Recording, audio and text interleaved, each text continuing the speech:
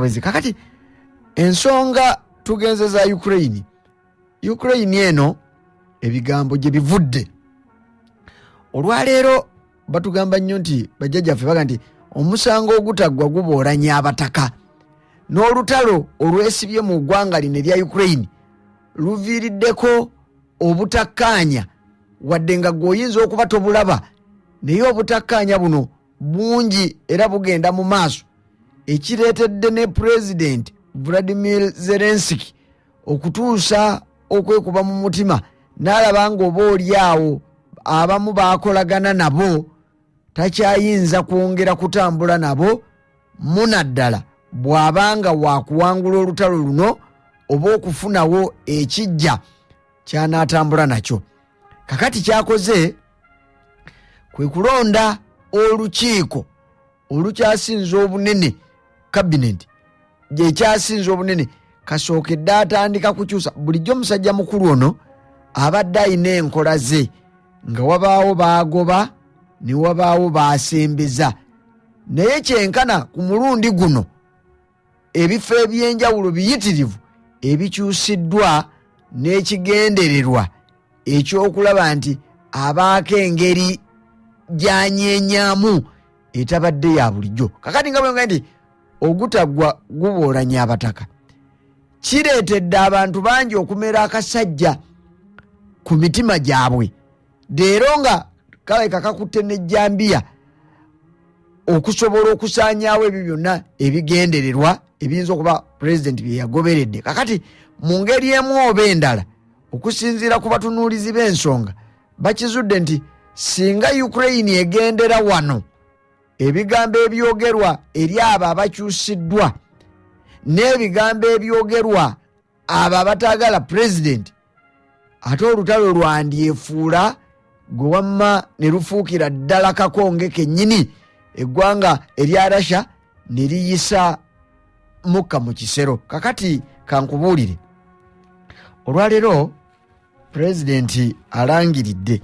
nakati omusajja omukulu wa myaka 49 bamuyita Andriy Sybiha ono musajja mukugu mu nsonga z'okukwasaganya abantu n'amawanga amalala. Kakati ono 49 Andriy Sybiha gwe batadde ku kya minisita ow'ensonga z'amawanga amalala alyoka asikira Dmitry Kuleba. Omusajja ono Dmitry Kuleba abaddewo okumala akaseera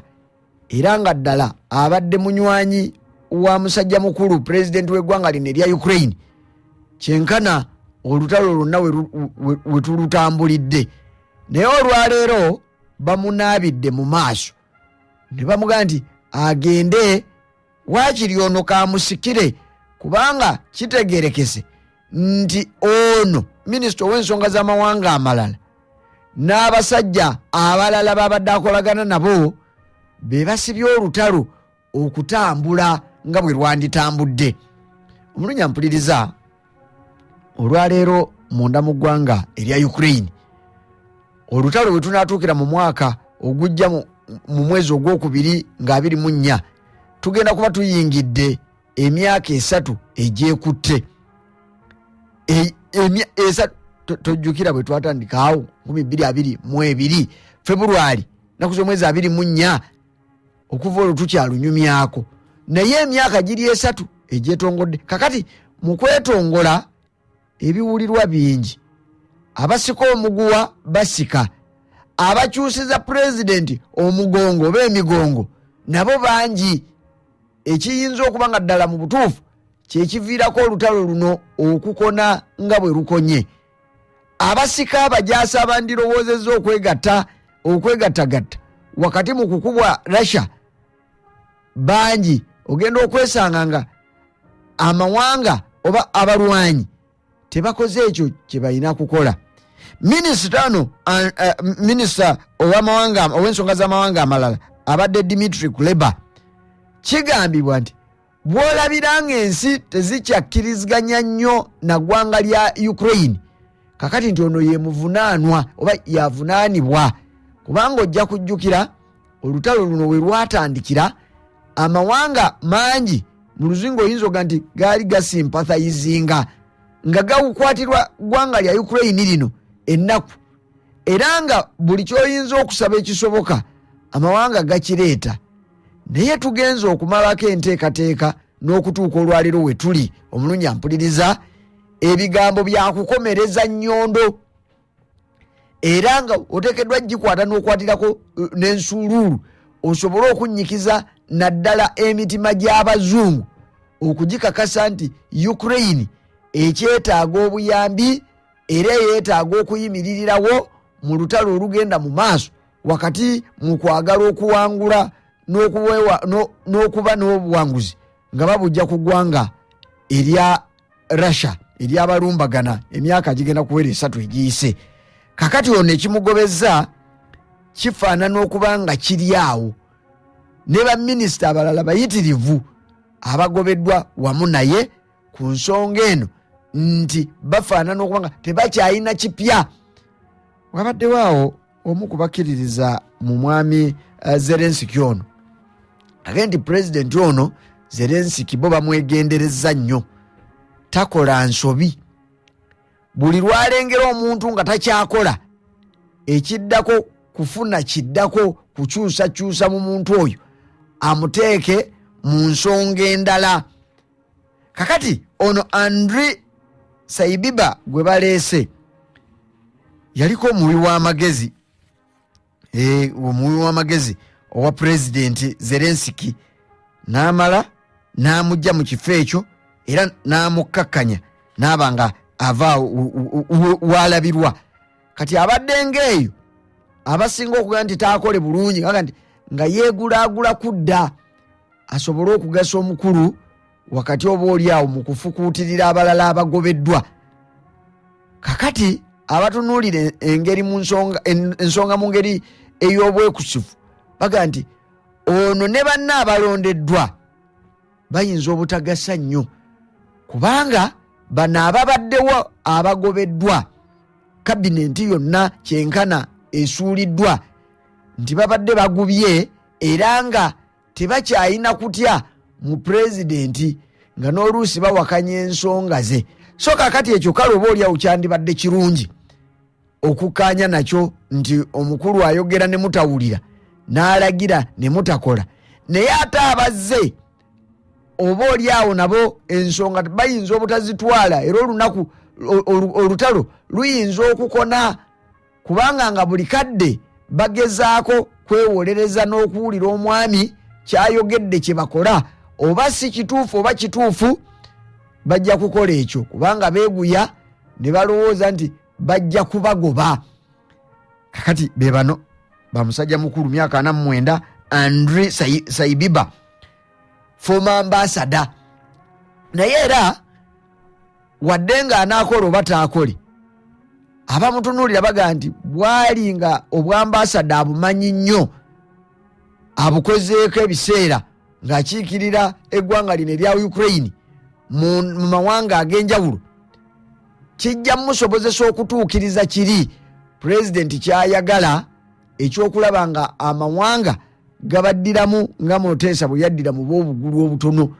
nti bonna bambale empale empanvu. Kakati nti ono ayinza okweyambisa obukugu obwo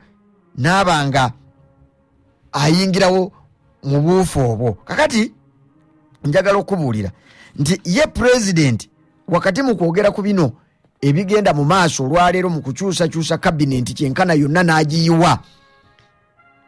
ategeezezza nti buli kiseera kiyina ebyakyo, buli kadde kaba n'ensonga zaako. Kakati akizudde nga kabinenti eno si yegenda okuyisa olutalo wano weruli enebaddewo ebaddemu bamusajja mukulu Dmitry Kuleba si be bagenda otutwala ku kiddako. Ekiddako kiyina kuleetebwa musaayi muto, bali babadde bakandaaliridde nga tebakyayina kipya kye bayinza kutugamba. Pulezidenti yayogera era n'asaba nti ekiba kibe, abamugoberera bamugoberere. Eno ye ttiimu kabiriiti gyagenda okweyambisa okusobola okuwungula amayengo okusobola okuwanguza ensi eno ey'eggwanga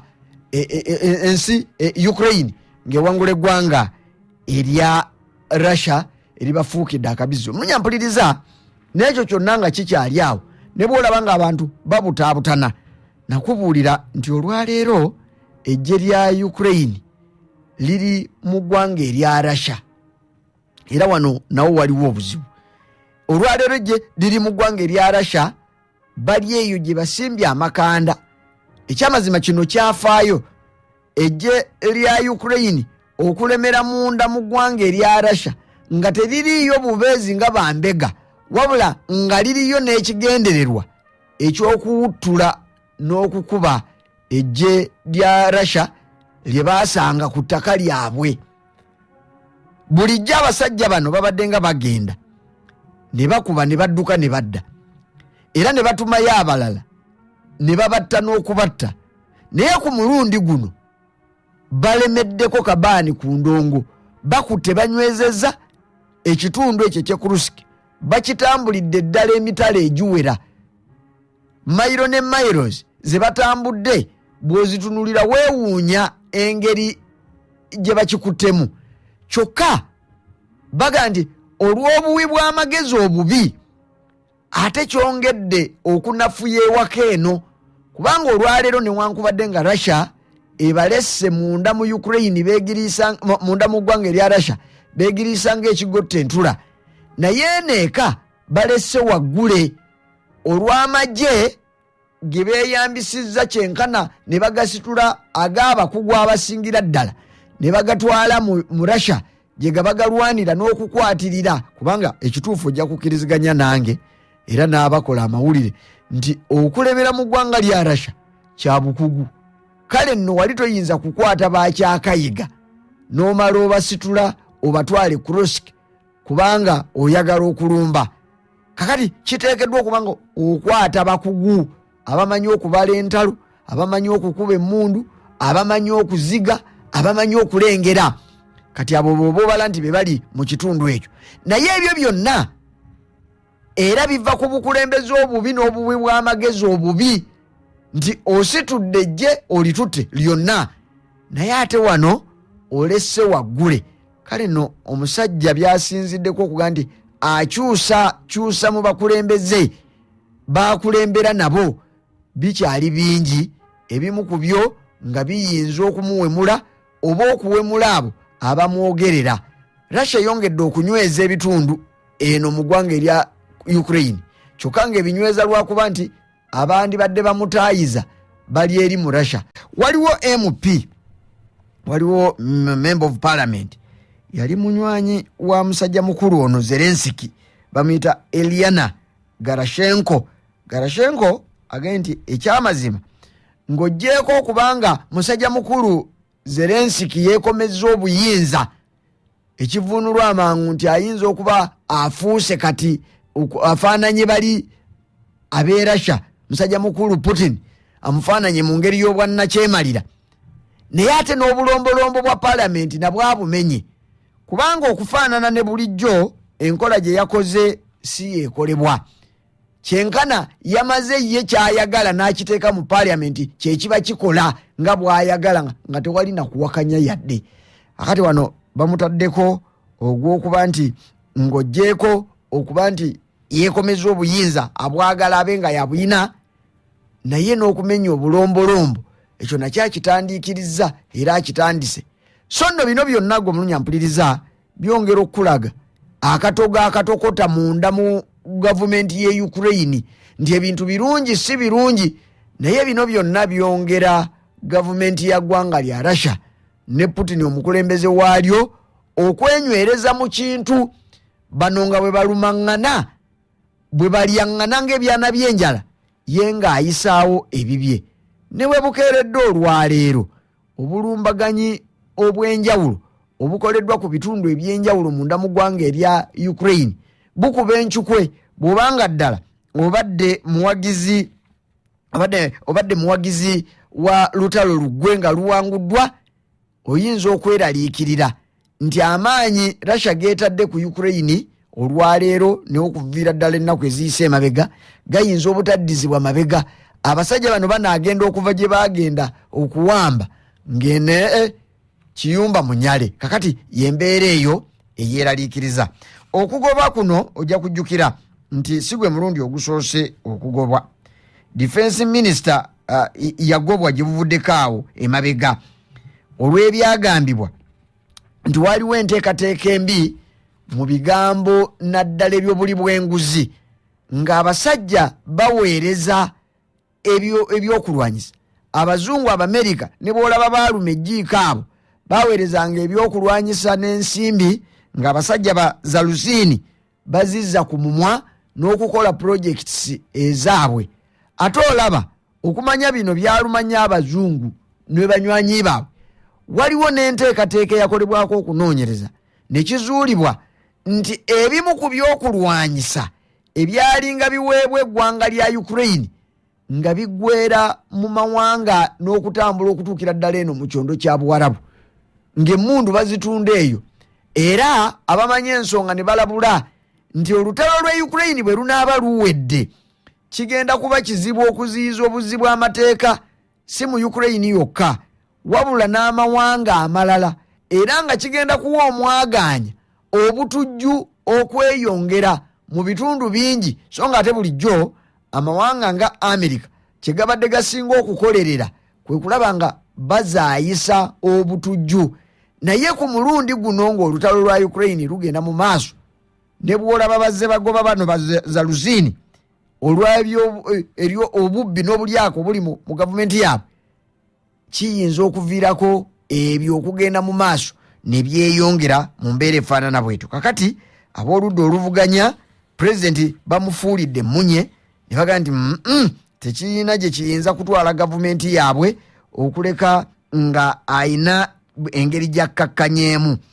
waliwo omusajja Dimitro Razamkov ono naye yaliko munywanyi wa Zelensky naye ayogera bingi nnyo biyitirivu naga nti gavumenti eno bw'enaaba ekoze byenaakola si byakuyamba ggwanga lya Ukraine wabula okuddamu ne batuula wamu ne balengera ensonga nga bwe ziyinza badde ku mmeeza emu balengere nga bwe bitambula kyokka bino ebifaanana nga bwe biti pulezidenti tafaanana kubanga abiwulira kubanga alowooza nti abantu abalinga nga bano ba Dimitro Razamkov ensonga zaabwe bazikwata bamupinga